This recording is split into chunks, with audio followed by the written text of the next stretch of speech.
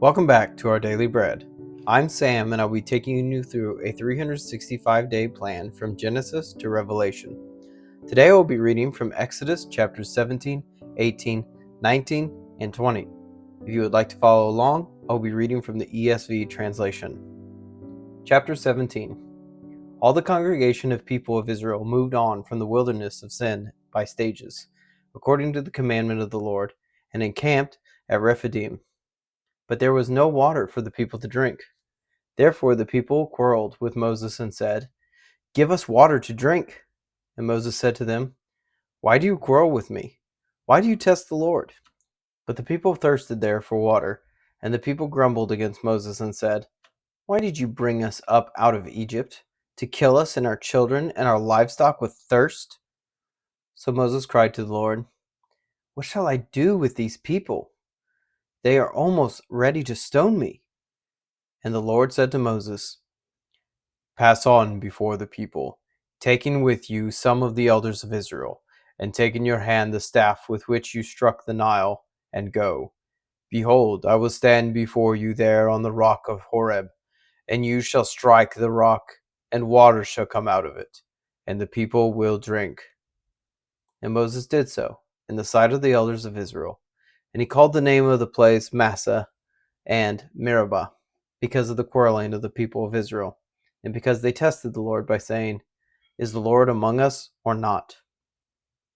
Then Amalek came and fought with Israel at Rephidim. So Moses said to Joshua, "Choose for us men, and go out and fight with Amalek. Tomorrow I will stand on the top of the hill with the staff of God in my hand." So Joshua did as Moses told him, and fought with Amalek, while Moses, Aaron, and Hur went up to the top of the hill. Whenever Moses held up his hand, Israel prevailed, and whenever he lowered his hand, Amalek prevailed. But Moses' hands grew weary, so they took a stone and put it under him, and he sat on it, while Aaron and Hur held up his hands, one on one side, and the other on the other side. So his hands were steady until the going down of the sun. And Joshua overwhelmed Amalek and his people with the sword. Then the Lord said to Moses, "Write this as a memorial in a book, and recite it in the ears of Joshua, that I will utterly blot out the memory of Amalek from under heaven." And Moses built an altar and called the name of it, "The Lord is my banner," saying, "A hand upon the throne of the Lord. The Lord will have war with Amalek from generation to generation." Chapter 18. Jethro, the priest of Midian, Moses' father-in-law, heard of all that God had done for Moses and for Israel his people, how the Lord had brought Israel out of Egypt. Now Jethro, Moses' father-in-law, had taken Zipporah, Moses' wife, after he had sent her home, along with her 2 sons. The name of the one was Gershom, for he said, "I have been a sojourner in a foreign land." And the name of the other, Eliezer, for he said, "The God of my father was my help, and delivered me from the sword of Pharaoh." Jethro, Moses' father-in-law, came with his sons and his wife to Moses in the wilderness, where he was encamped at the mountain of God. And when he sent word to Moses, "I, your father-in-law, Jethro, am coming to you with your wife and her 2 sons with her," Moses went out to meet his father-in-law and bowed down and kissed him. And they asked each other of their welfare and went into the tent. Then Moses told his father-in-law all that the Lord had done to Pharaoh and to the Egyptians for Israel's sake, all the hardship that had come upon them in the way, and how the Lord had delivered them. And Jethro rejoiced for all the good that the Lord had done to Israel, in that he had delivered them out of the hand of the Egyptians. Jethro said, "Blessed be the Lord, who has delivered you out of the hand of the Egyptians, and out of the hand of Pharaoh, and has delivered the people from under the hand of the Egyptians. Now I know that the Lord is greater than all gods, because in this affair they dealt arrogantly with the people." And Jethro, Moses' father-in-law, brought a burnt offering and sacrifices to God, and Aaron came with all the elders of Israel to eat bread with Moses' father-in-law before God. The next day Moses sat to judge the people, and the people stood around Moses from morning till evening. When Moses' father-in-law saw all that he was doing for the people, he said, "What is this that you are doing for the people? Why do you sit alone, and all the people stand around you from morning till evening?" And Moses said to his father-in-law, "Because the people come to me to inquire of God. When they have a dispute, they come to me, and I decide between one person and another, and I make them know the statutes of God and his laws." Moses' father-in-law said to him, "What you are doing is not good. You and the people with you will certainly wear yourselves out, for the thing is too heavy for you. You are not able to do it alone. Now, obey my voice. I will give you advice, and God be with you. You shall represent the people before God and bring their cases to God. And you shall warn them about the statutes and the laws, and make them know the way in which they must walk and what they must do. Moreover, look for able men from all the people, men who fear God, who are trustworthy and hate a bribe, and place such men over the people as chiefs of thousands, of hundreds, of fifties, and of tens. And let them judge the people at all times. Every great matter they shall bring to you, but any small matter they shall decide themselves. So it will be easier for you, and they will bear the burden with you. If you do this, God will direct you. You will be able to endure, and all this people also will go to their place in peace." So Moses listened to the voice of his father-in-law, and did all this that he had said. Moses chose able men out of all Israel, and made them heads over the people, chiefs of thousands, of hundreds, of fifties, and of tens. And they judged the people at all times. Any hard case they brought to Moses, but any small matter they decided themselves. Then Moses let his father-in-law depart, and he went away to his own country. Chapter 19.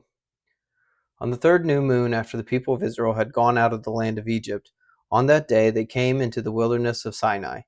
They set out from Rephidim and came into the wilderness of Sinai, and they encamped in the wilderness. There Israel encamped before the mountain, while Moses went up to God. The Lord called to him out of the mountain, saying, "Thus you shall say to the house of Jacob, and tell the people of Israel, you yourselves have seen what I did to the Egyptians, and how I bore you on eagle's wings and brought you to myself. Now therefore, if you will indeed obey my voice and keep my covenant, you shall be my treasured possession among all peoples, for all the earth is mine, and you shall be to me a kingdom of priests and a holy nation. These are the words that you shall speak to the people of Israel." So Moses came and called the elders of the people, and set before them all these words that the Lord had commanded him. All the people answered together and said, "All that the Lord has spoken we will do." And Moses reported the words of the people to the Lord. And the Lord said to Moses, "Behold, I am coming to you in a thick cloud, that the people may hear when I speak with you, and may also believe you forever." When Moses told the words of the people to the Lord said to Moses, "Go to the people, and consecrate them today and tomorrow, and let them wash their garments, and be ready for the third day. For on the third day the Lord will come down on Mount Sinai in the sight of all the people.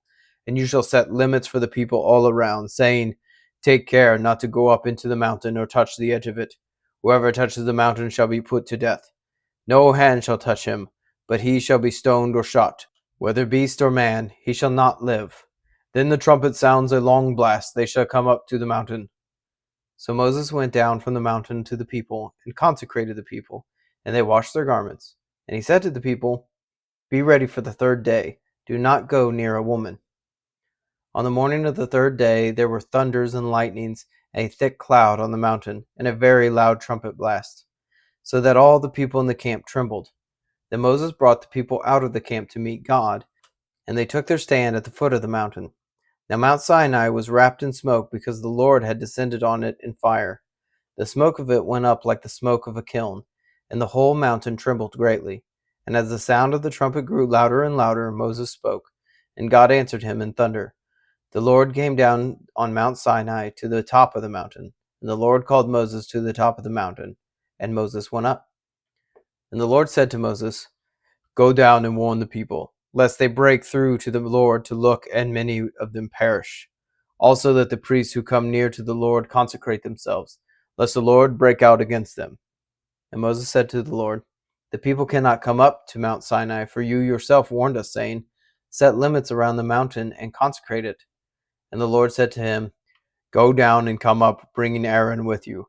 Do not let the priests and the people break through to come up to the Lord, lest he break out against them."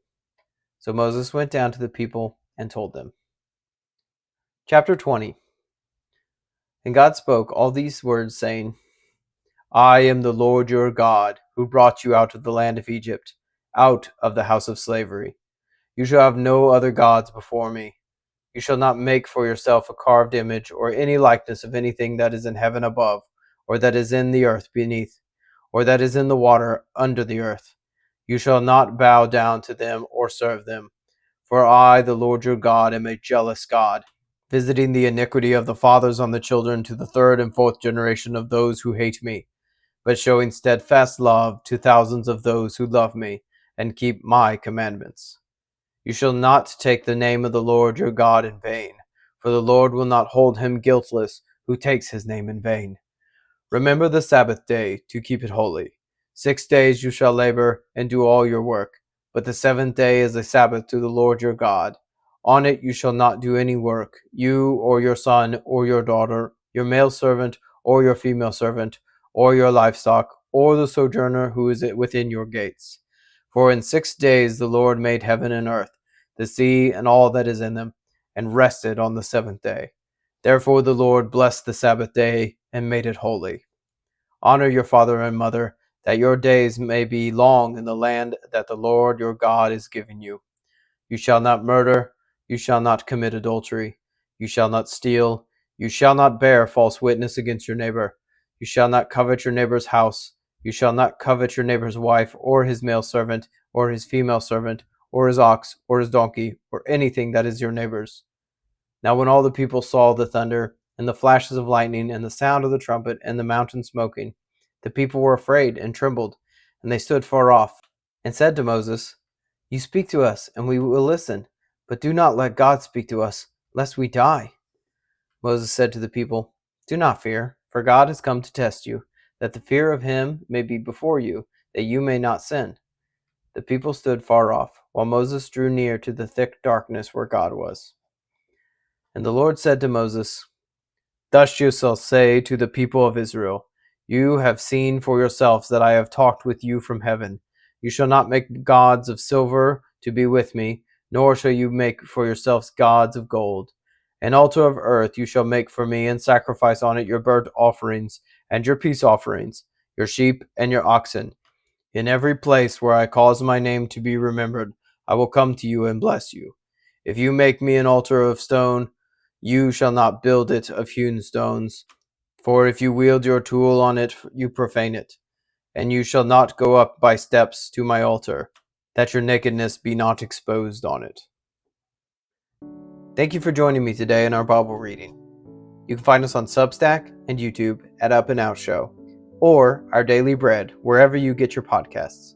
Please consider subscribing. If you enjoyed this reading today, please like and share. If you have any thoughts about the verses read, please leave a comment. Thank you, and have a blessed day.